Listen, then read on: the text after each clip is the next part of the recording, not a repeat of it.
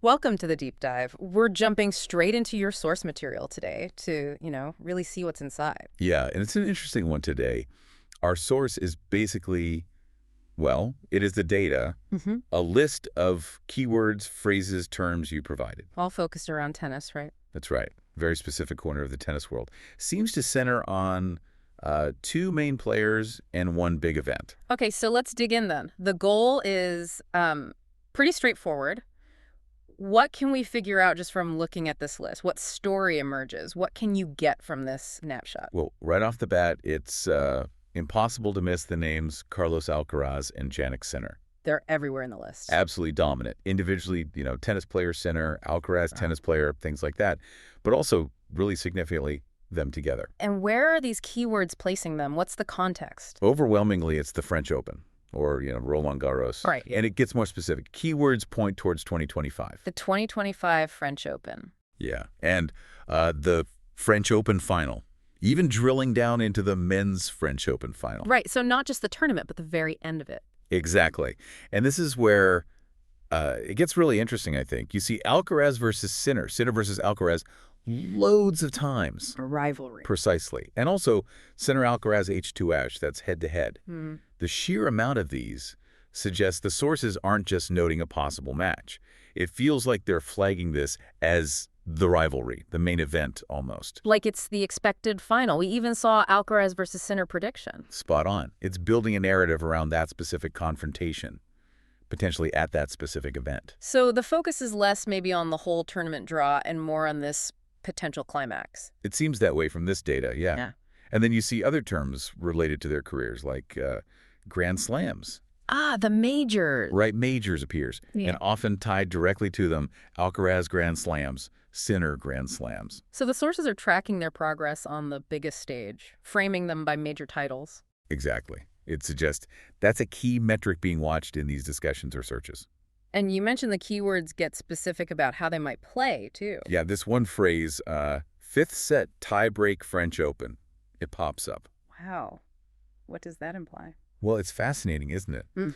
It highlights not just a potential result, but the drama. The tension. Yes, the sources seem interested in, or maybe expecting, these really epic, close matches, battles that go the full distance. Especially Roland Garros, where that fifth set is different. Right. That keyword suggests the narrative is about these grueling, high-stakes encounters. And it's not just on-court stuff, is it? The keywords touch on personal details. They do. You get Alcaraz age, Sinner age, Mm-hmm. Sinner age tennis. Okay. And their origins, where is Jannik Sinner from, where's Carlos Alcaraz from, plus coaching staff. Right, like Alcaraz coach and Jannik Sinner coach. It mentioned Juan Carlos Ferrero specifically for Alcaraz. Yeah, which implies that, factors beyond just their forehands and backhands are seen as relevant. Their age, where they come from, who guides them. Exactly. It's like the sources are trying to build a fuller picture of why they're successful, why this rivalry is happening now. The list even seems to place them in historical context. I saw names like Federer, Nadal, Borg. Mm-hmm.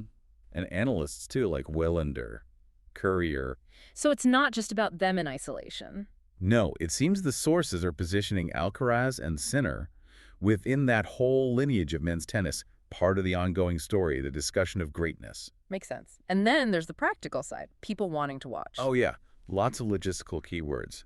Where to watch French Open channel, French Open live stream. And keeping up with scores, French Open results, French Open scores. Standard stuff, but shows the engagement. Right. And, because it's raw data, you get the occasional outlier. Something like Sinner suspension tennis is in the list. But no context provided. None at all, based only on this list. That's It's right. just there, part of the data snapshot. Okay, so if we step back and look only at your keywords, the picture seems incredibly focused. Yeah, I'd agree. It's Alcaraz and Sinner, they're central, and their connection to the 2025 French Open final seems paramount.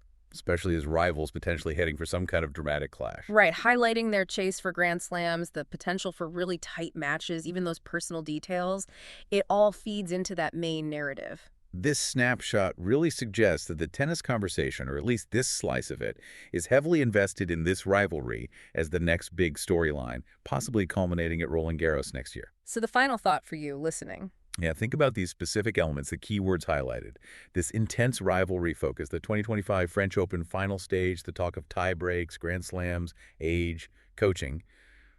What does this very focused narrative, pulled just from keywords, suggest to you about where men's tennis is heading right now? And what questions does this snapshot make you want to ask next?